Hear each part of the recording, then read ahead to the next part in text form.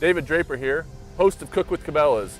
Today, I'm with Steve Eckhart. Steve's the IT service desk manager at Cabela's, works out of the city headquarters, and he's got a recipe for us for turkey breast. It's turkey season here in Nebraska. What are we gonna do today, Steve? Well, today we're gonna cook a mustard battered turkey. Sounds great. So we got that. We also have some Morels. Our cameraman Jason was out turkey hunting this weekend. The gobblers were pretty tight-lipped for him, but he lucked into the next best thing, and that's some fresh Morels. And you can't get anything better than Morels. So we're gonna fry up some Morels along with that turkey, and we're gonna have a great springtime meal. All right, what do we need to do to get started, Steve? Well, the first thing we need to do is brine the turkey. Okay. So we're gonna use about a half a gallon of water to about a quarter a cup of salt. Okay, and basically what's that gonna do? That's gonna add some moisture to that brine? Yeah. That turkey, is that right? What's gonna happen is that the salt's gonna enter into the turkey breast, and it's gonna help break it down a little bit and open up the pores so that more moisture can get into the breast. So it's gonna be more moist and more tender. So, absolutely. All right, let's start that brine up. So you said about this, so we're gonna do a small bowl, so you're saying about a half a gallon of water? Yeah, about a half a gallon of water. We're gonna eyeball about a quarter cup of kosher salt. All right, great. And you're gonna brine that whole, you said, is that correct? Yes, we're gonna brine that whole. We don't wanna cut it first. We do wanna brine it whole. Okay, great. Add a little salt in there, we'll get that in there. So that's about a quarter good. cup of salt. Pretty good eyeball you got there. Thank you very much. And then we'll just mix this in here a little bit with the salt and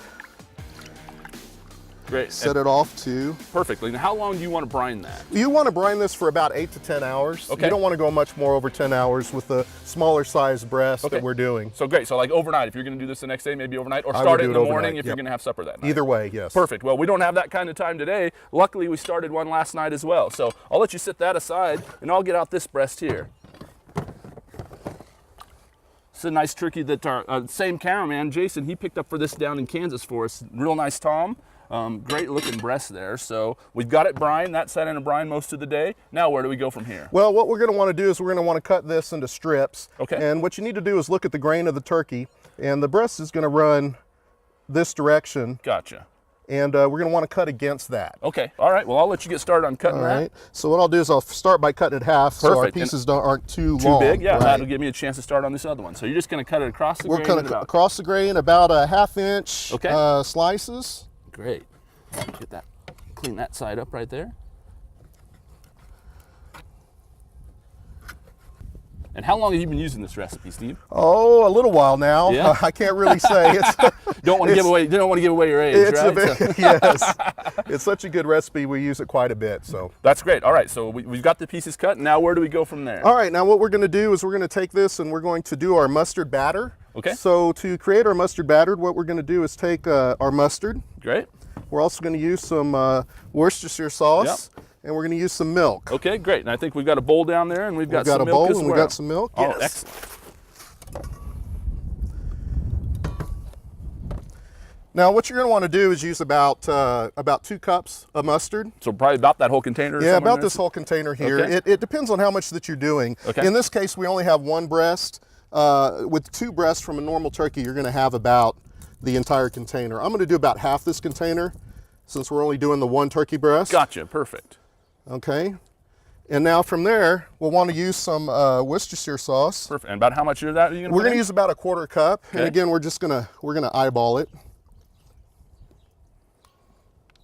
Now, can you use a Dijon mustard or any other sort of mustard, or do you always use a yellow mustard? I always use the yellow mustard. You can use a spicy mustard or a Dijon mustard, but it's going to impart some of the flavors from that particular mustard, and it could get overwhelming. Gotcha, okay. I love yellow mustard. It's my favorite type of mustard, actually, so I'm good with this one. Yes. And so the last part is we're going to mix in the milk with the mustard. Now, the idea here is that we want to have it be the consistency very light. You don't want it to be a syrupy type of consistency. It needs to be kind of light. Okay. So we'll mix some milk in there with that. Maybe those tongs will do that? that? Yeah, absolutely. Go ahead. We don't get that all mixed up.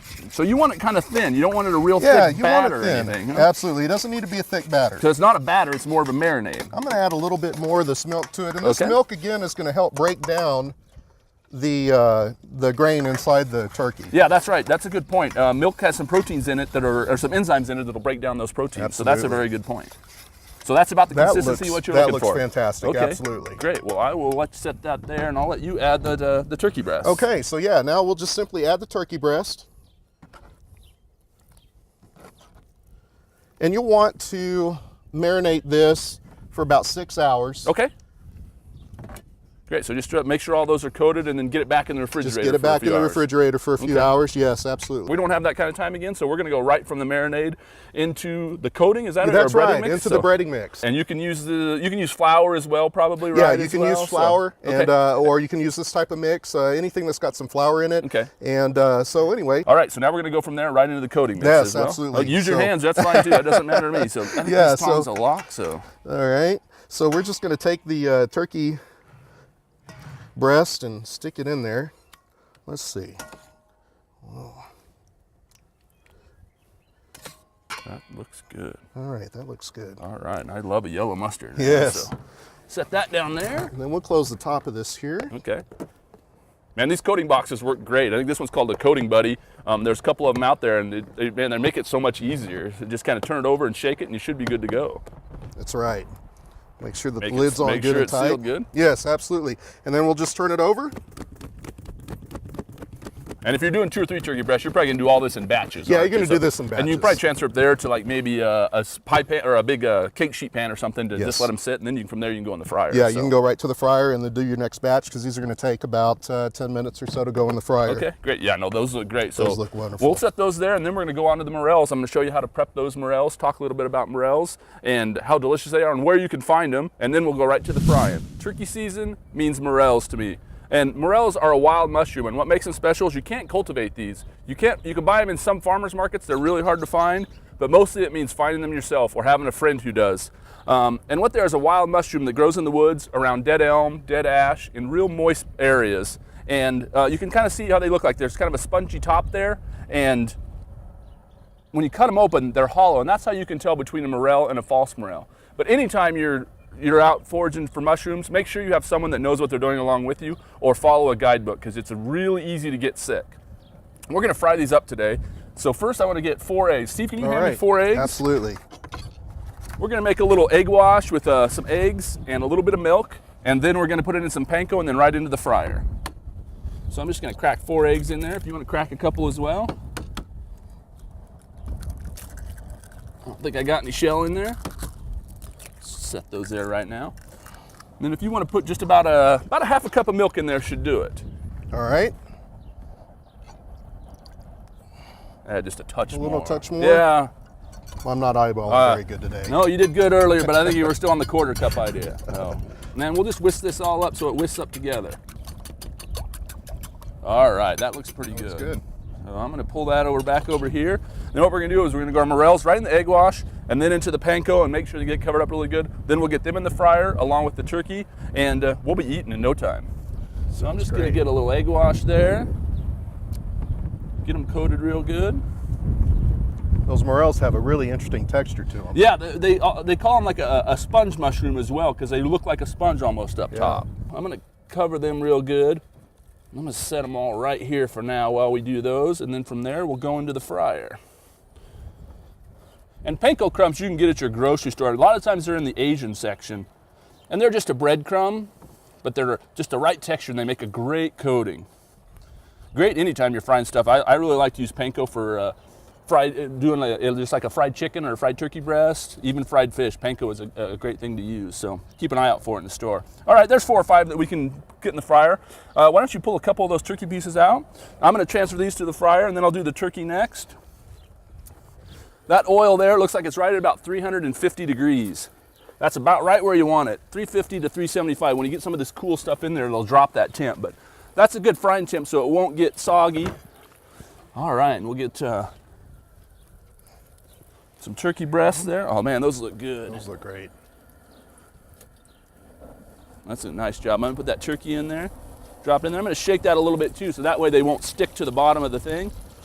Set them in there. And then we'll set a timer, in about 10 minutes, those will be ready to go. And they're gonna be delicious. I can't wait to eat. I can't wait either. All right, Steve. All right, it's been about 8 minutes, I think, on these. They're looking pretty good. That turkey's pretty brown. I'm gonna pull those up. The morels are floating. They look pretty good. Let them drain a little bit. And we're gonna dump them right into there. Oh man. Oh wow, look at that. Those are beautiful. I really like how that breading really kind of puffed up and made a lot of little crunchy areas. Yes, it's a beautiful golden brown that too. That looks great. And here's the morels. Man, that is a springtime feast right there. It doesn't get much better. No, it doesn't. So we're gonna let them cool a little bit. I'd like to bite into one right now, but I bet they're gonna be a little hot. But man, I'm anxious about this mustard recipe. I mean, like I said, I love a yellow mustard. I never even thought about using it as a marinade or as a adhesion for that breading. Absolutely. So, on some of these older wild turkeys, you know, they have a little bit of graininess to them, and they have a little bit of taste that they can impart, and that mustard just helps to make it nice for all palates. Oh man, that's great. I can't wait. These still look kind of hot, but I can't wait any longer. I'm gonna give them a try. Those look delicious. I'm gonna try that turkey first. I'm really anxious to try it. All right. That panko's so crunchy, or that breading's so crunchy. The turkey is delicious. That mustard's the way to go. I'm glad you like it. I've got to try one of these morels here. I've never had one. Oh, How's that morel? That is excellent. Good stuff? Yeah, that's very good. I'm telling you what, nothing embodies spring to me more than two things. Turkey hunting, which I absolutely love to do, and morel mushrooms, which you find while you're turkey hunting. I mean, the whole thing about this meal, fried up together, screams spring. And I'm gonna dig into these. We got a couple more to fry up. I think the cameraman are looking like they're pretty hungry, so we're gonna get these done. Thanks a lot for having me, Steve. We're out here at your place. It's beautiful, and thanks for this wonderful recipe. No, you're very welcome. Great.